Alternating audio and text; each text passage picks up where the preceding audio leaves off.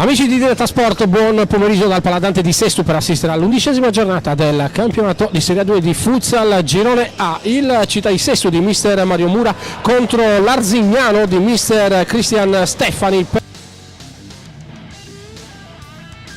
Ancora Escobar, pallone dentro per Bonfini, il pallonetto, la gran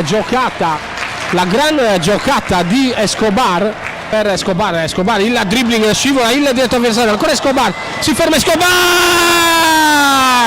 e c'è il gol di Escobar. Ancora Bonfin, pallonetto ancora per PC, il sinistro di PC, messa giù dal giocatore argentino, la conclusione di Concato, palla ribattuta ancora a squadra, pallone dentro per Cao di prima intenzione, il gol di Andrea Cao per il 2-0 del Città di Sesto. Parte il numero 4 Picci, la risposta di Zanata, lo spagnolo Picci, parte Picci con la sinistra, ancora Zanata, poi la risposta ancora di Zanata sul destro al volo preciso di Murga, ancora Murga, ancora il sinistro, palla che colpisce il palo, c'era nessuno però in area di rigore, adesso Wilson, l'aggancio, ancora Wilson, il doppio dribbling, ma che gol ha fatto Wilson, ma che gol ha fatto il capitano,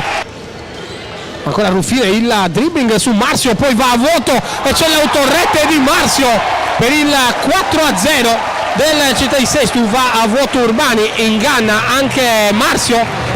Picci, il contro i Tres, c'è l'autorete anche di Mura in chiusura sul secondo palo, ancora da Ruffine, poi il destro di Marzio sul fondo, pallone fuori per Wilson, Zanatta con il sinistro, Marzio sul secondo palo allontana, ancora Bonfin, riparte l'Arzignano con Ovenu, il gol di Ovenu per il 4-2, la finta, la conclusione direttamente di Murga sul fondo, riparte l'Arzignano con Ovenu, il gol di Ovenu per il 4-2, ribattuta, adesso arriva la conclusione di Mura, il gran gol, l'Eurogol, adesso la conclusione di Tres, pallone sul fondo, palla giocata dentro, ancora Tres, la conclusione con il sinistro, Bonfin, il pallonetto di Bonfin